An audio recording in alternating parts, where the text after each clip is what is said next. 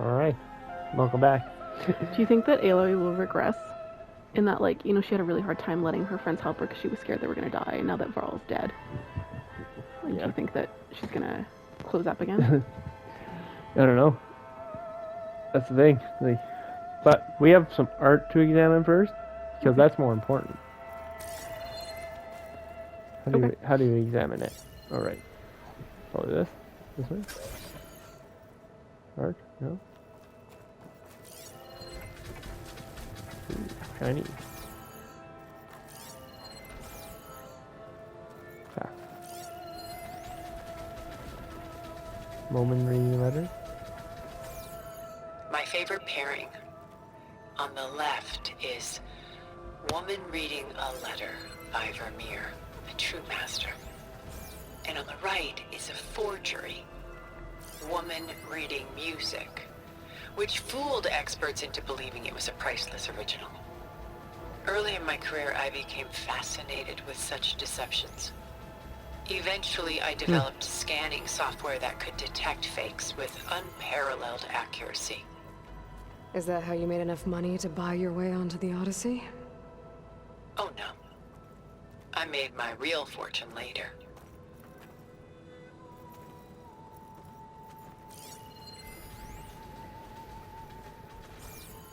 Selene and Endymion. She's the goddess of the moon, whereas he's a simple shepherd. Beside her is the god of love, Cupid. So she's sneaking up on him? More like visiting him in secret. The torch that Cupid bears represents Selene's undying infatuation with him. Though the two must remain apart, her love will forever burn. Kind of reminds me of that Studio Ghibli with the clock in that, the one with the statue of the cat with the diamond eyes. Where she goes to that, like, shop. And there's that clock with, like, the sun and the sheep that fall in love. Oh, what the fuck was that one called? I know which one you're talking about. Strangers of the Heart or something like that? This is Rembrandt painting Jeremiah. I love A Rembrandt. man in He's mourning. my favorite. One of my favorites. A Man in Mourning?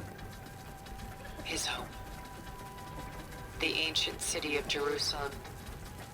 He foresaw its impending doom, but could do nothing to prevent it. So instead, he saved its treasures from destruction, just as I saved these works. You could say we're kindred spirits. Rembrandt. Yeah, he's one of my favorites. I mean, obviously Van Gogh is my favorite, and Monet, but he's up there. I like The Prodigal Son. Rembrandt. Yeah, I think it's I like how she saved all this art. You can tell it's quite old, too. Rembrandt, yeah. A portrait of the painter, I did Rembrandt's son a Titus, paper on Rembrandt. depicted in the Like, habit of a monk. Quite sad, actually, his story. I don't get it. Why would someone like you, with infinite resources, care about this painting of a boy in a hood? It's not the image itself, but the feeling it conveys. The face is bright and defined, but his eyes are downcast, heavy with misfortune. And the background seems to swallow all light. Rembrandt did that a lot. He Painting played is a lot with light and infused with a darkness. sense of loss. I guess I understand how the painter feels. So can I give you background on Rembrandt? Sure. Okay. So when he was young, he was quite pompous, I guess you could say, and he had like no regard for money. So he'd go around and like just spend money, and to the point where like when merchants were trading with him, they'd like jack up the price like 4 times.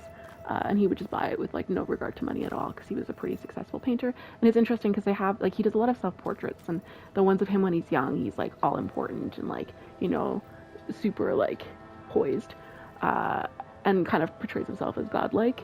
But throughout the years, I think his like oldest son dies, and then his wife dies, and then he goes blind, and then the debtors, all of the debt that he's acquired over the years buying all these like things, have like caught up to him. So a lot of his older paintings, like it shows him as this like kind of broken man, or like, you know, she's talking about the monk with like the downcast eyes, and the prodigal son was one of his later ones as well, because I think he realizes that like he has this huge wake up call that he's he's not.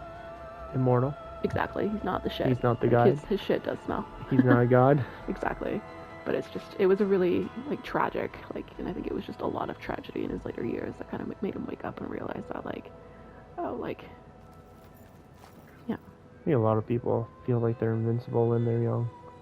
Then as you grow older, you kind of realize that you're not. Well, it's cool. Like I said, it's really cool to look at, like, the pictures of him, like, his self-portraits when he's young versus when he's old, and just seeing, like, yeah. Surprising that they lasted this long. Well, she probably carefully. You can see it's cracking and stuff, though, too, right? Yeah, I It's, know, like, but still, like, it's pretty old. like, it's over 1,000. Like, It's I over mean, 1,000 years Rembrandt old. was in the, I don't remember offhand. I want to say, like, the 16th. Well, this was 16. Let's see, 16th. I was right. 1660, I was right. and this guy was. Which we haven't looked at. We Or looked we at did. this one. The 1630. So. Yeah. All right.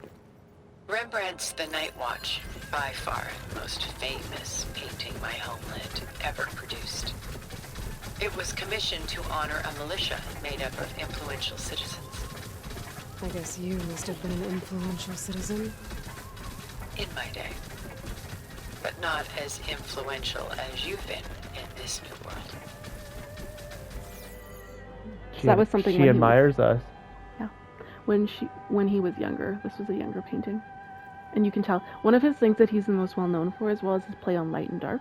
So you see a lot of, like, the light that focuses on like the people that you want to see, whereas the dark, it's like that, like, juxtaposition. So you see, like, the focal point is, like, the people in the front, right? But then there's that random girl in the back there who's, like, kneeling. She's also a focal point. This one? Yeah. Because she's lighter than the others.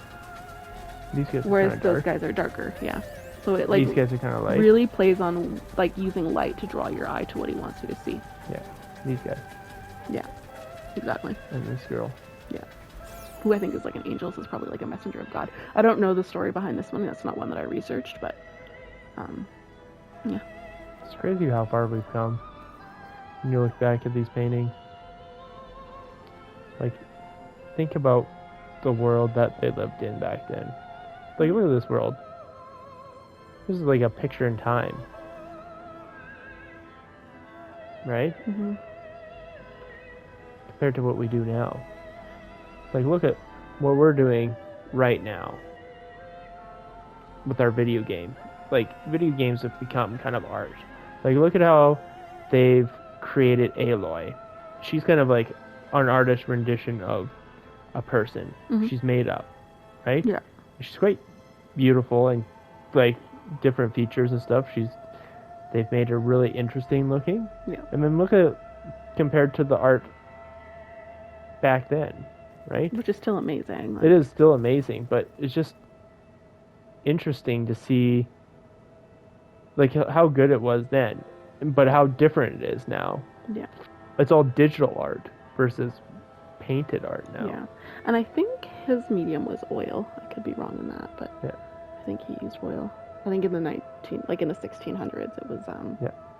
that was what they had. Like, acrylic hadn't been invented yet. And I don't think watercolor had either. It's just interesting to see how far we've come. Yeah. And especially in a short amount of time. Like, the TV was only really invented, like, not even 100 years ago. Mm-hmm. Echo, when was the TV invented? Philo Taylor Farnsworth is generally credited with Echo, the invention stop. of the first fully electronic television with a demonstration to the press in 1928. 1928. So just under 100 years. Yeah, we're just under 100 years 96 of the years. first TV ever made. And before that, it was the radio, was like the biggest form of entertainment. But before that, paintings and stuff was Well, I think the they biggest used form of paintings, entertainment. Like, a lot of art was commission based, so because they couldn't take pictures, they would commission artists. But one of the impressionistic age, which was like Monet and Manet, and I can't remember the rest of the artists, but there was like a group of them, but basically they decided, they're like, fuck that, like, I don't want to be limited to painting what other people pay me to paint. So then they started painting for the sake of painting. But a lot of artists prior to that were just painting rich people, basically, or painting religious pieces for churches, or, you know, whatever they Like there Right. was like a specific like set of rules behind.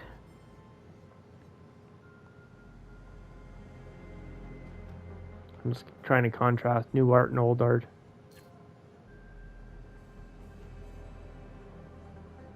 It's just interesting to me, just seeing that and like how far we've come. Too, and like just this is a picture in time, and just comparing this picture in time and what they thought about and Well, it's what they interesting. did back then. It's interesting as well because like I don't think it was just one person who made Aloy, right? Like there would have had to have been the voices. There would have had to have been somebody who works in the Well, it's light. a team, right? Yeah, There's a that's lot what of I'm saying, lot it of can't- people have made Aloy now. It's not necessarily like Rembrandt. It's like whatever gaming company it was that made this, right? Yeah. A lot of people have had, but you know what? Someone had to draw Aloy. Someone had to come up with the design of Aloy, Yeah. right? Someone like created her and like created the different characters in the game. Yeah. As well as worked on our movements, especially now with like motion capture, where they have actual actors that they base this on. Yeah. I think the girl from Game of Thrones would make a perfect Aloy. It is, I don't know. It's just art's changed so much. You don't get as much painted art. I mean, as it's you still used to. there. There's like still art galleries and stuff. I think Yeah. it's just less prioritized than Right, you're getting more. video You're games. going to get paid for video games more than you are, right? Versus back then, do you think he was paid well for making stuff like Well, this? the thing was, he was, but he was so what's the word I'm looking for? Scrupulous? Is that the right word, or would that be the wrong? Going the opposite way.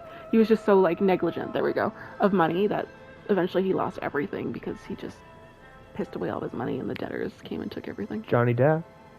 Yeah. Right? Like, look at how much Johnny Depp fucking spends.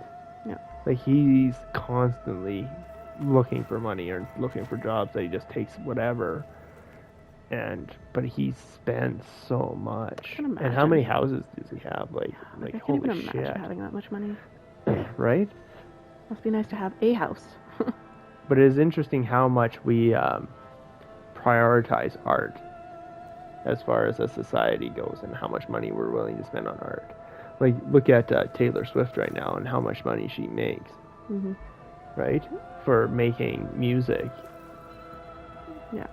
Anyway, should we look at this next piece? The Gust by Willem van de Velde, the most famous of his many maritime paintings.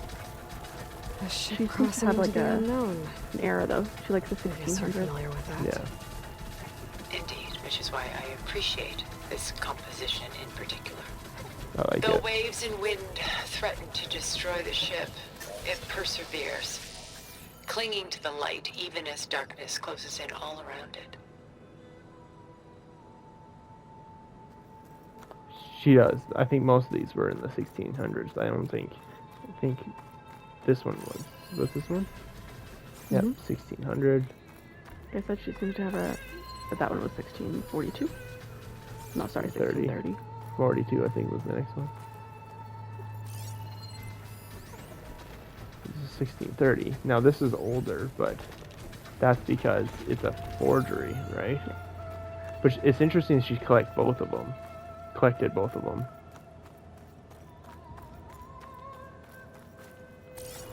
For me, I'm not much into art, but I love this shit.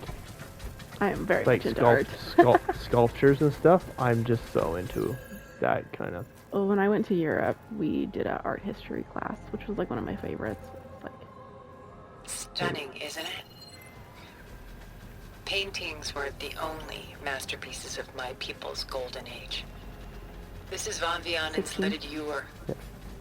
molded from a single sheet of silver. it looks cool. What was it for? How like Elizabeth you are. Function over form. Its practical purpose was less important than Me its too. meaning. Von Vianen created it in honor of his late brother, who himself was a famous silversmith. A memorial. Yes. Such beauty from sorrow. Varl.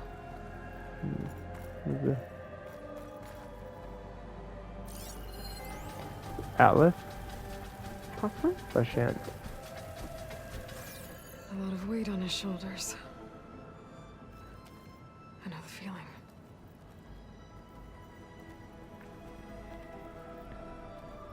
He's not carrying anything though. Or is he carrying everything? Mm-hmm. 60. She's pulling out her own hair. Out of Oh, madness, out of grief. It's hard to watch her suffer.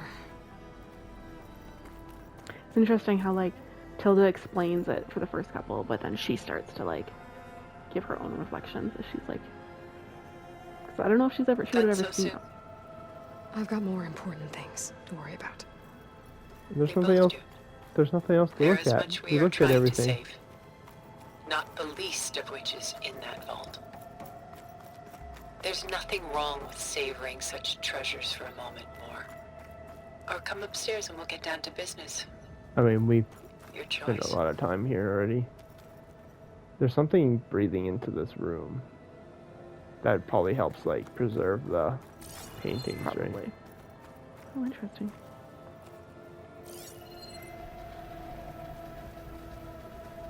Ooh, that's cool.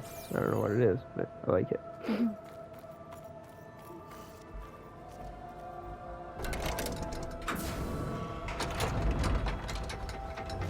Well, we needed a Zenith ally, so Now we don't know what happened though to Gaia or Hephaestus. yeah. She stole everything. They stole everything, probably. Gonna merge it with Apollo. Make our job easier. There you are. Feeling better? How did you find us? At the cauldron? And what did you do to everyone right before I passed out? All business, I see. Well, suffice it to say we were keeping a very close eye on Hephaestus, knowing we would need it at some point.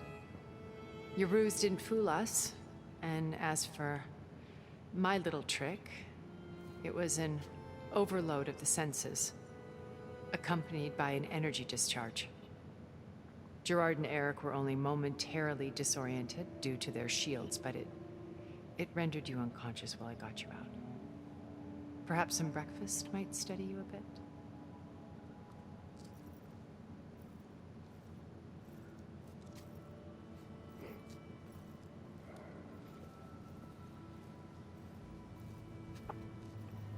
This was your house. The one you recreated for Beta, in the data channel you shared. How perceptive of you. Please, this way. After everything your people have done, you think I'm just gonna sit down and have a chat with you? They're not my people. They never were, and especially not now. You shot off into space with them, and lived with them for 1,000 years before coming back.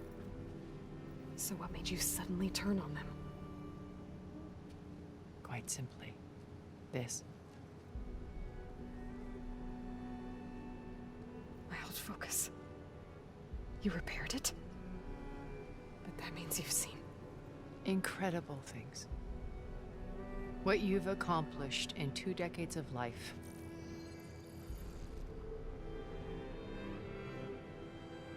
A 1,000 years at my back and I haven't even come close.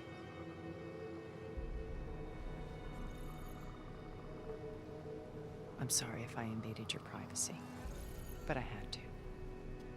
In order to understand.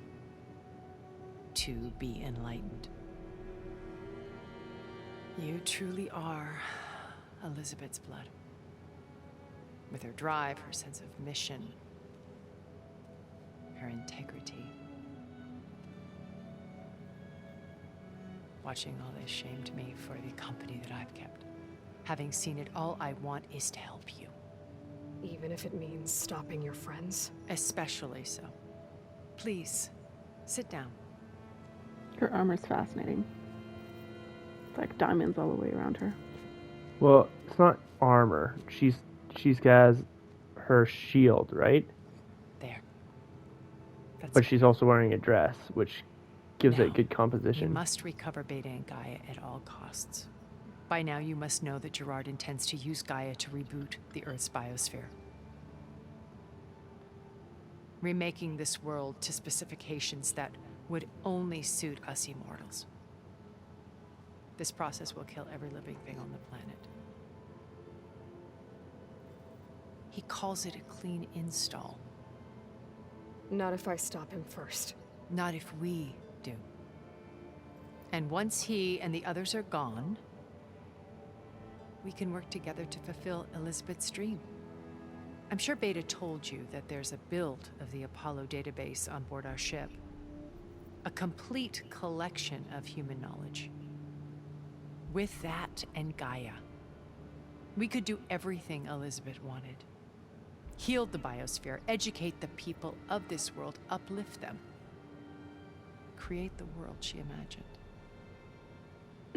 Let's not get ahead of ourselves. From what I've seen, your friends are invincible. I do wish you would stop calling them my friends. And they're not invincible. In fact, a friend of yours has found a way to defeat them. Silence. Oh, he's been a busy bee, building an army powerful enough to crash through Gerard's precious base. Yeah.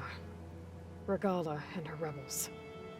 Even now she's preparing a final march on the Tenakth capital. When she wins, she'll have the entire tribe under her control. Hundreds of warriors and machines to throw at the base. She's been duped. They'll all perish, of course. But it should be enough to break Gerard's defenses and allow Silence to kill him. Along with all the others. Using the new weapon he's developed. Yes, he's found a way to circumvent our shields. Truly an exceptional man. He's planned for everything. Except you and me. You see, while his army is battering down Gerard's doors, you and I will sneak in through a back way. One that only I know about. While Silence and my friends are busy battling each other, we'll take back Beta and Gaia. I told you I want to help you. I mean it. I'm gonna sacrifice all the Tanakh for him. I feel like I trust her more than Silence, though, as odd as that is. I trust her too. But I don't want Regala destroying all the Tanakh just for this plan, just to save Beta and Gaia. I mean, at the same token, if they don't, then there won't be any world to... Right. There's got to be another way. My old focus. How did you find it, let alone repair it? When we encountered you at the Hades Proving Lab, Gerard saw you as a redundancy. I knew better. You were a revelation. After your dramatic escape, bravo, by the way. Gerard and Eric assumed you were dead and gave up the hunt. I wasn't so sure. When the others were busy, I returned to the lab and searched for any trace of you. That's when I found this little treasure. Not easy to repair, but certainly worth the effort. As I watched your life unfold, you were like a splash of color on a worn canvas. What Liz was, and more. Did you show it to the others? Of course not. It was your actions that inspired me to defy them. It's worth noting that if I hadn't found it and watched its contents, I wouldn't have known to save you at the cauldron. You'd be dead. So I should be grateful? If you like. I still don't like her that much. I mean, it's one of those similar to Silence, right? It's like, So I you don't know all really about want to. me? Yeah. What about you? What would I you think like Silence to know? just wants control as well, right? Well, start with your life on Earth. When I was 8, terrorists flooded my home city. Thousands drowned, my parents included. I was one of the few who survived. My guardian sent me to boarding school. Among my peers, I was the strange girl, the orphan to be avoided. All because of circumstances beyond my control. Oh. So we're a lot alike, huh? Aren't we? You were an outcast. But you didn't let that stop you from getting what you needed. Neither did I. I climbed my way out of desolation and used my wits to build a fortune. First, from the technical analysis of art and the detection of forgeries. Profitable expertise in those days. But as it turned out, the software I developed was even more useful for counterintelligence. From there, it was only a short step to gathering extremely valuable intelligence on my own. You were a spy? More like a service one could turn to for information. I had to remain anonymous, of course, to protect my privacy. But despite that anonymity, Far Zenith inevitably sought me out. What happened when Far Zenith approached you? They painted an irresistible vision of humanity's future. One where we need not fear illness or death, where we explored the furthest reaches of the stars and thrived. It was only later that I realized that they only intended to bequeath this future to the rich and powerful. By the time I finally figured it out, the walls were closing in, Faro's machines were devouring the Earth. So I accepted Far Zenith's invitation to a berth on the Odyssey. I wanted Liz to come, but she had nobler plans, as you well know.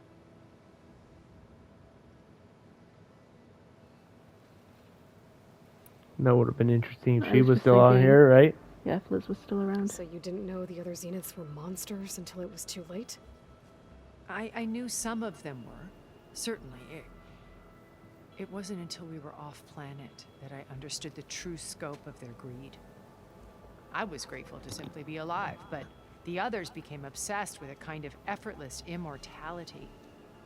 They built a colony where machines serviced their every need, where any memory or fantasy could be endlessly savored in virtual reality. It wasn't life. It was stultifying. A pampered dream state. Oh man. As the decades passed, I withdrew more and more, alone yet again. But this time with eons to consider my mistakes. Now finally, having met you, I feel like I have a second chance. This is deep To as do fuck. what? Help you, of course. To fulfill Liz's dream, which isn't so different from Far Zenith's original vision. A better future for humanity.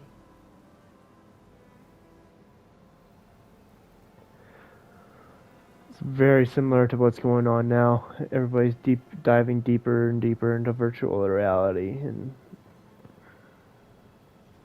no one's doing anything anywhere.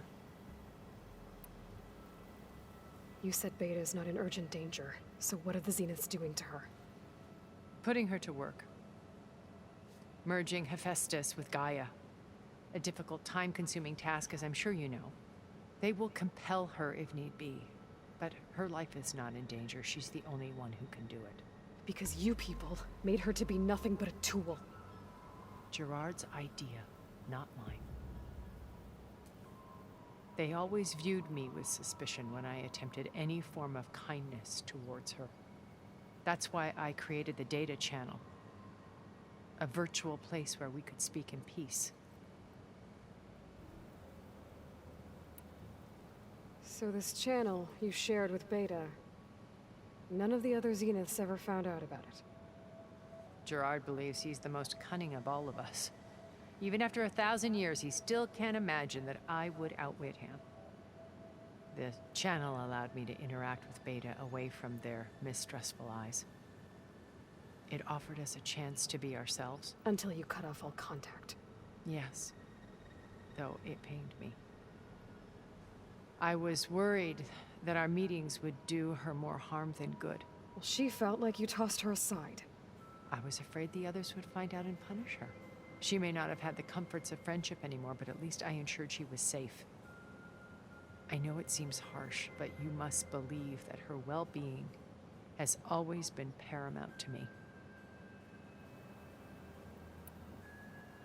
Why did you make the data channel look like this place? I built this house as a shelter to weather any storm. A safe place. Not just for me, but for the art stored below. Cultural artifacts of incalculable value. Truly some of the greatest achievements of human civilization. And you wanted Beta to see them? Yes. Her upbringing was so cold and technical. I thought if she could experience Vermeer and Rembrandt, it would bring something else into her life. A heritage every bit as valuable as the scientific and technical data being drummed into her. I'm sorry I had to cut off contact, but I'll never regret sharing this house with her. She needed its shelter even more than I did. Beta told me your colony was destroyed. That you came back to Earth because you had nowhere else to go. It's true. After we reached our destination, a planet in the Sirius star system, we spent decades building a new home. The physical constraints of Earth, the boundaries of mortality, gone. To think of what we could have done with it. It might have been a utopia. Instead, we stagnated, absorbed in effortless comforts and virtual realities. It took a cataclysm to finally yank us out of our stupor. What happened? A massive geological event. We knew of instabilities in the planet core, but we underestimated them. By the time the collapse was upon us, it was too late to stop it. Only a few of us made it to the ship in time. We set course for Earth, the only safe harbor left to us. Which you decided to make unsafe for anyone else. Not me. Gerard. He believes it's better to wipe the canvas clean than work around the smudges.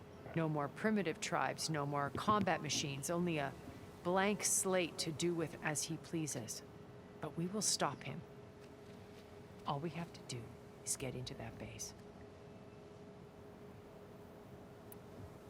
What exactly is your plan to sneak into the Zenith base? We will make use of a lesson I learned from an early age. Always know your exits. In this case, a place where Gerard's new construction meets the ancient foundation, a passage that only I can access. When Silence flings his army at the base, we will enter through this back door, bypassing most of the fighting. The distraction will provide us with a window in which to rescue Beta and Gaia. Once we're inside the base, where will we find Beta and Gaia? Here in the command center. By then, Gaia will have been reunited with all of its subordinate functions, including Hephaestus. What about the alpha build of Apollo on your ship? A simple matter of recovery once the others have been dealt with. With that in hand, we'll have everything we need to make this world as it should be. How do you know about Silence's plan? He isn't the only one adept at spyware. You hacked his focus? No, he's too careful for that. But his subordinates? Not so much. He gave additional focuses to the tribals he branded the Sons of Prometheus. The ones working with Regala. By tapping their focuses, I learned about most of his dealings. The distribution of override technology, the arming of Tanakh rebels, and the secret pact with Regala to attack Gerard's base. But how did he come up with a weapon that can take down your shields? That's the one thing I haven't been able to figure out, but however he did it, I'm quite certain it will work. With it and the Tanakh army, victory seems to be within his grasp. Such a shame he'll be disappointed. Oh no. Regala's only interested in killing Hikaru and waging war on the Karja. What does she have to gain by attacking Zenith? It's the price she must pay for her war.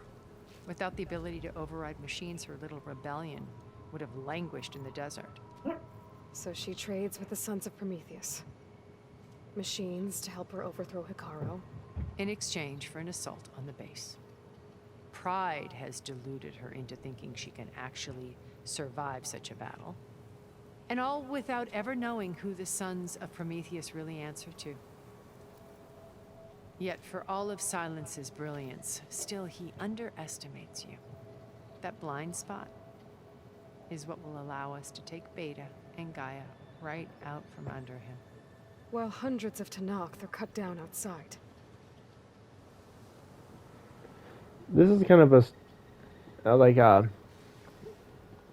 story about the evils of immortality.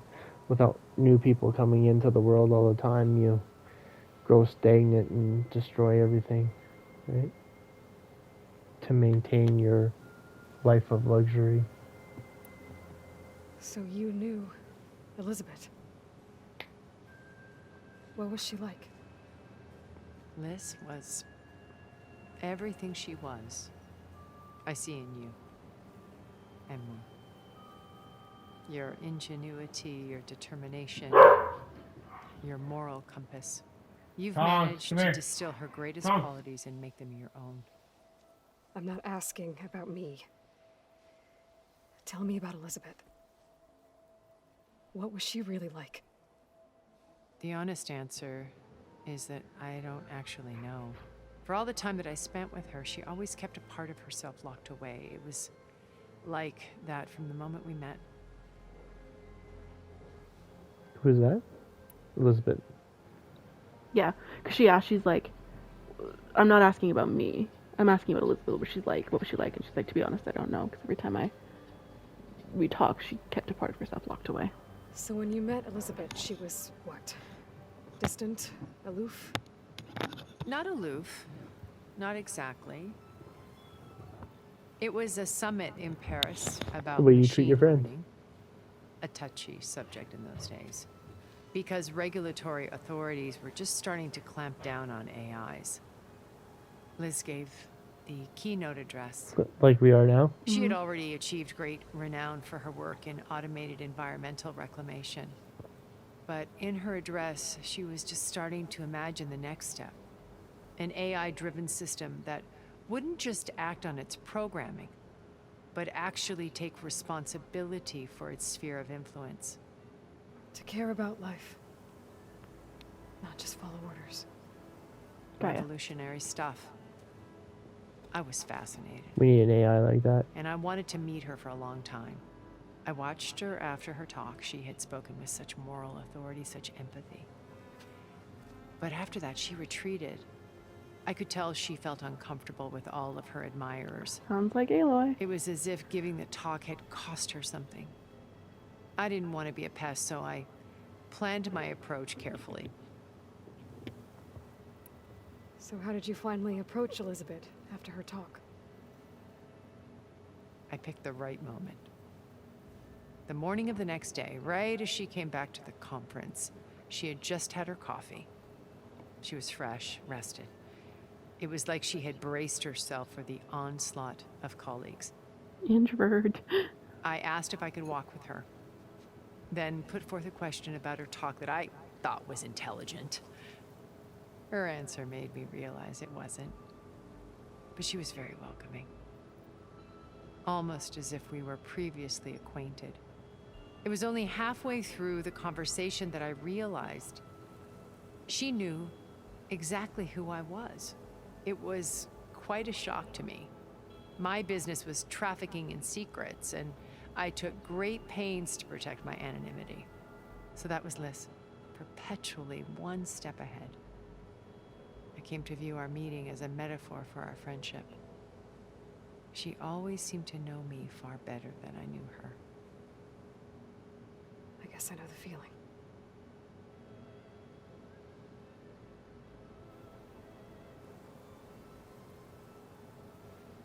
It's interesting how her hair flops. It's not like natural. It's weird. Or it's the dreadlocks. I don't know if they really understand how to animate hair yet. Right? Hair's a tough one. Yeah. I know that I was watching a thing on Encanto, and it was like this big deal if they had curly hair, because it's like really, really hard to animate. Yeah. You can tell it's like the way it's like moving over her shoulders and stuff. It's almost jumping across her shoulders, Mm. It's not like it's sliding over. It's like defying physics. See? Yeah.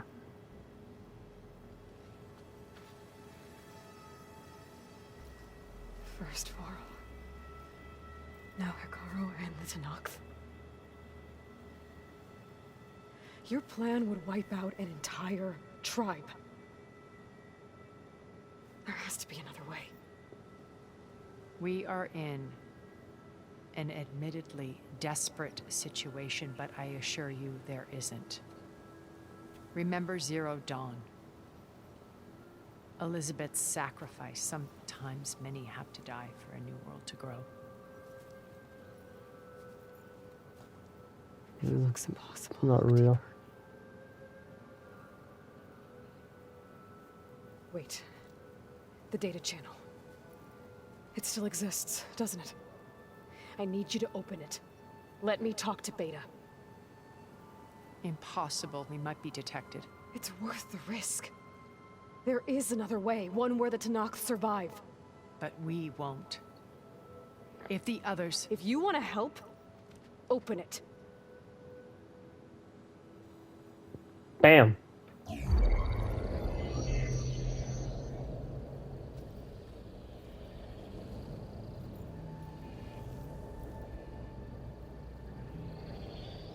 Beta's gonna be pissed.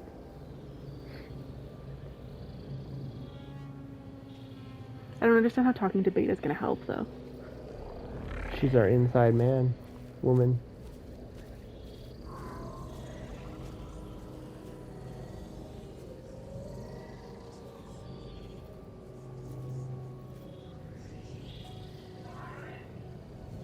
What are they doing to her? Virtual reality dissociation. The manual merge of Hephaestus will take hours upon hours of tedious micromanagement. If she resists the work, they run simulations to induce feelings of isolation and despair.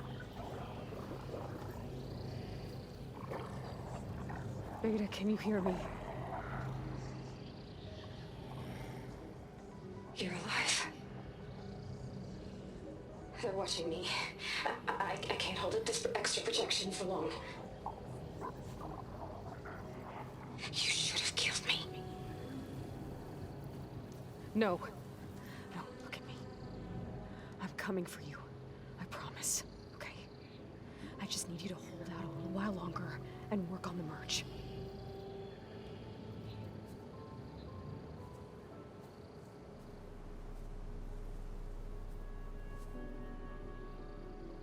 Then I think it can be done.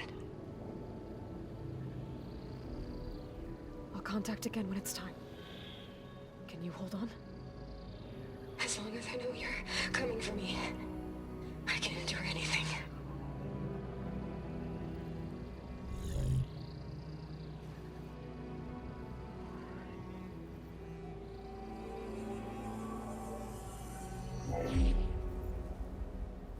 All right.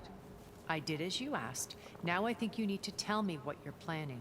I'm going to take Silent's army away. I don't need it. Only the weapon he made to penetrate your shields. And how do you propose to get it? Ask him nicely? Without Regala and her rebels, he won't have a choice. We'll be his only option. Only option for what? What did you tell her? That is between me and my sister. Will be Silent's only option for crashing that base. I'll tell you the rest later. But first, there are a couple of things I have to do. Oh. And what are those? Lay my friend to rest. And then I'm going to use the override that Beta gave me at Gemini to put an end to Regala's rebellion. From the air. Wait. Since you insist on doing things your way, I know of something that will truly help you make a grand entrance with the Tenakth.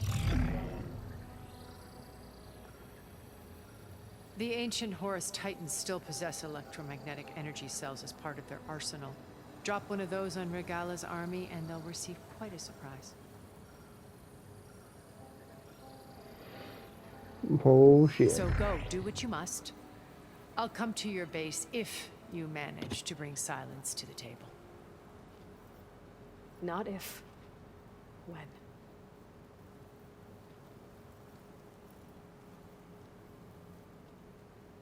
Yeah. I love how Aaron, like are you there? Aloy! Aloy, is that really you? Yeah, it's me. Where's everyone else? We're all... we're back at base. What happened? It might be easier to explain in person. I'll try to join you there when I can. go inside. Okay. We'll wait here for you. It's good to hear your voice, Aloy. Oh, never mind. I thought it was a. Oh, that's right. Yep. Do you want me to read it? Do you want to? Sure. Data corrupted. Although makings of the next big thing, a much ballyhooed acquisition from an art historian turned technologist, no less, bleeding edge science, and a great narrative to boot. The application was called YCITT after Young Christ in the Temple, a well-known Vermeer forgery. By creating perfect holographic scans of individual layers of painting and comparing them to the vast library of artistic works, it was able to identify fakes with an unprecedented level of accuracy, but it was clear to Sterling executives that the program's ability to match the identity patterns had broad applications outside of the art world as a tool for security, counter-surveillance, or digital authentication. It would prove just as revolutionary as it had in its intended role, which is why they were willing to sign a 9-figure agreement for it, blasting news of the deal to every outlet in the tech media. 2 years later, the project collapsed in a chaotic jumble of lawsuits, recriminations, and accusations of sabotage. So what went wrong? Who was responsible? And most importantly, what happened to the underlying technology, which by all accounts was far more powerful than the vaporware label applied by disgraced executives. Data corrupted. I wonder if Zenith just made it look like it collapsed. Maybe. Or she did. Yeah. That's how she made her million. Right, 'cause she had to protect her privacy. Yeah. Alright, where are we? Oh, way down here. Well, fuck. I wonder if this is a... I feel like it's up here. We haven't seen this. Should we go check out this question mark quick? Sure, if you would like. It's on the way. You could fast travel too, kind of. Kind of. There's not like a good... I guess this That one. Or this one. Excuse me. I'm so sad about Varro. First wash, now Varro. Acid could work against that machine. Just to let you know, I'm now patched into your focus network. Great. I take it the other Zeniths can't hear us? Of course not. And they don't know about your base either, in case you were wondering. I've sent you data on the Horus energy cells you can use against Regala's forces. Reach out to me when you're ready to acquire one. Understood. She's kind of like Aang, hey? Who? Aang from The Last Airbender. And Who that, like, is? Aloy.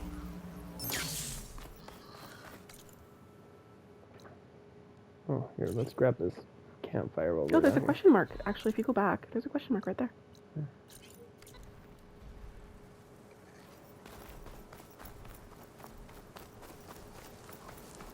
I don't want to go into details and spoil anything for people who haven't seen it. Seen what? Avatar: The Last Airbender. If you haven't seen Avatar: The Last Airbender, this is your time to avoid a spoiler.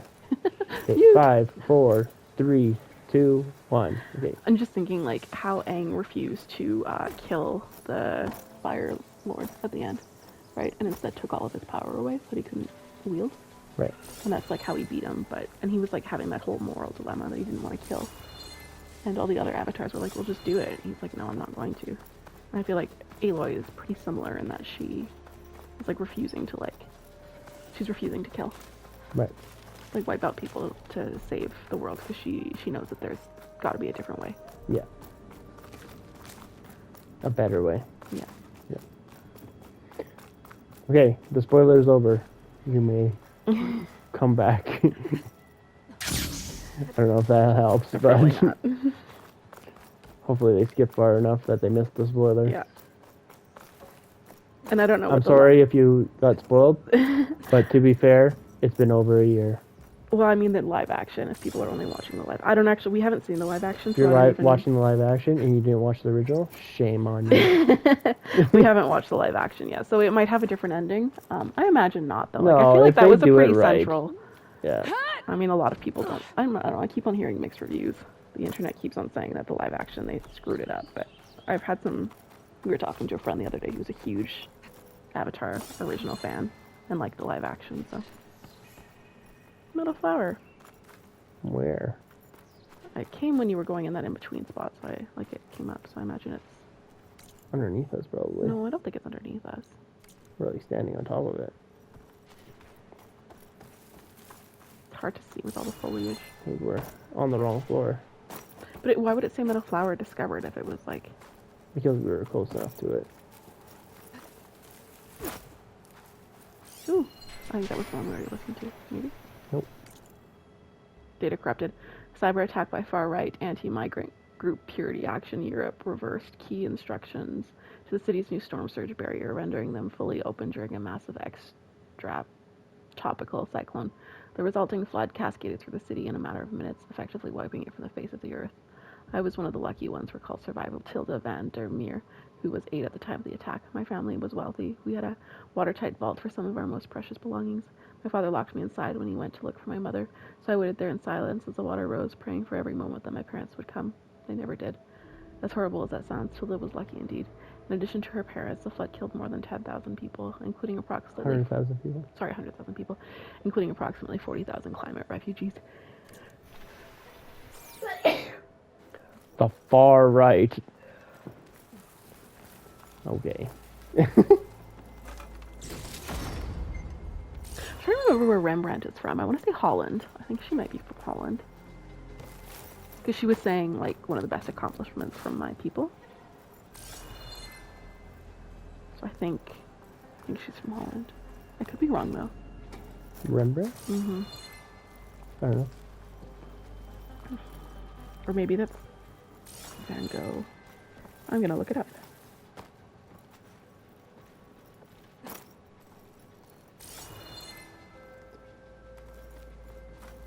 What the fuck is this flower? Dutch. So she's Dutch.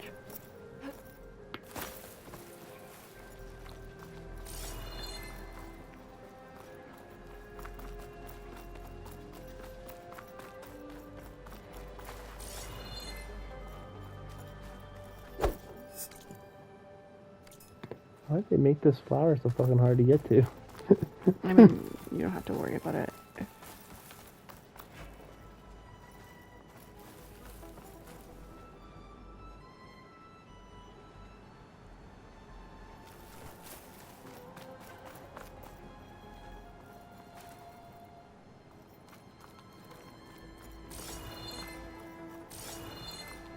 Yeah, we might skip it. Can't even fucking find it.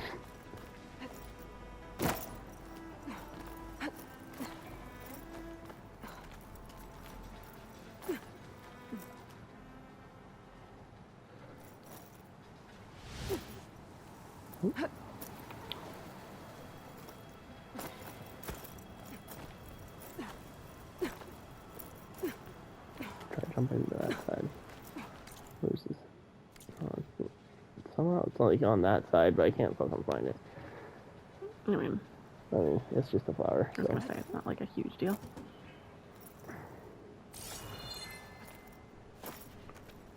We're all dead. We're all dead.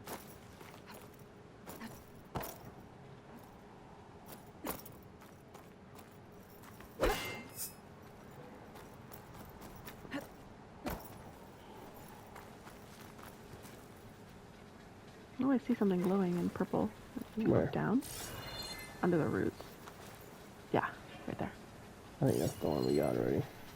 Okay. Yeah.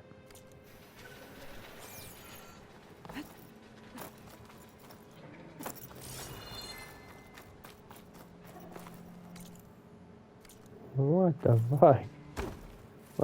we might skip it here. Yeah, that's fine. We got this one already, and I'm okay with that. yeah. They put it in a weird place, wherever the fuck it is. Anyway, it's probably time to quit anyway. So what we'll do is we'll run to this thing and call her a day. There's another campfire that's closer. Did you see that one? Over here, but we've discovered that one. I want to discover that one. Okay. If we can get out of this house now. Think I can make it? We got 5 minutes before the recording's finished. Try and make it. We can do it. Hooray! Hooray!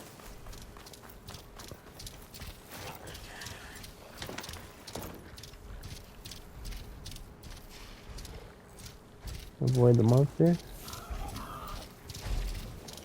Ooh.